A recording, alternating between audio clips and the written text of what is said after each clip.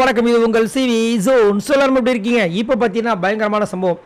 அதாவது கானா Vinod big Boss season 9ல் ஒரு சூப்பரான ஒரு கண்டஸ்டண்ட்டாக வளம் வந்துட்டு இருக்காப்புல.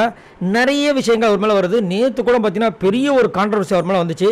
அதை பற்றி நிறைய பேர் வீடியோ போட சொன்னீங்க. பட் எனக்கு போட விருப்பம் இல்லை. பார்க்கலாம் என்ன நடக்குதுன்னு. ஸோ இன்றைக்கி பார்த்தீங்கன்னா சூப்பரான அவருடைய பிறந்த நாள். ஸோ இவருடைய பிறந்தநாள் 31. ஆனால் இன்னும் ஒரு மணி நேரத்தில் எங்களுடைய திருமண நாள் 1ஆம் தேதி நவம்பர் மாதம் தான் வந்து எங்களுக்கு மேரேஜ் ஆச்சு. ஸோ வாழ்த்த மனம் இருக்கிற நல்ல உள்ளங்கள் கமெண்ட்ஸில் வந்துட்டு வாழ்த்து தெரிவிக்கலாம்.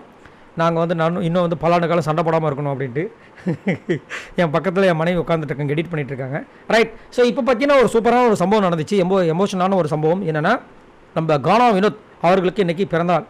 ஸோ அவர் வந்துட்டு அவங்களோட மனைவிக்காக ஒரு அழகான ஒரு பாட்டு தன்னண்ண தானண்ணா தானண்ண தானண்ணா அந்த மெட்டை வச்சு சூப்பராக அவரே வந்து அவங்க மனைவிக்காக ஒரு பாட்டை பாடி அழகாக வந்து தாளம் போட்டு சூப்பராக பாடியிருந்தோம். ரொம்ப அழகாக இருந்துச்சு.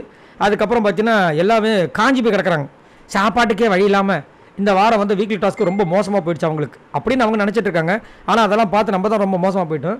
அதுக்கப்புறம் கொஞ்ச நேரம் கழிச்சு கர்றன்னு சவுண்ட் வந்துச்சு ஸ்டோர் ரூம்லேருந்து. பார்த்தா அங்கே வெல்வெட் கேக்கு, வெல்வெட் ஃப்ளேவரில் கேக்கு. அப்பா எல்லோரும் வந்துட்டு சோறு சோறு சோறு சோறு சொல்லிட்டு போய் தூக்கிட்டு வந்து வச்சு பெரிய மெழுகுவத்தி.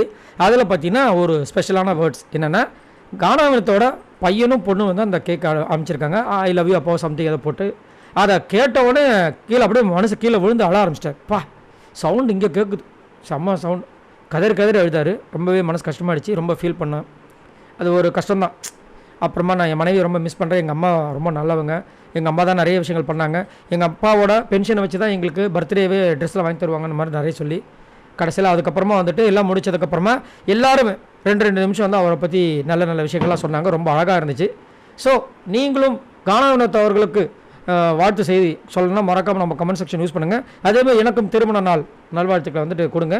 பாய் நண்பர்களே, மறக்காமல் கமெண்ட்ஸ் பண்ணுங்கள்.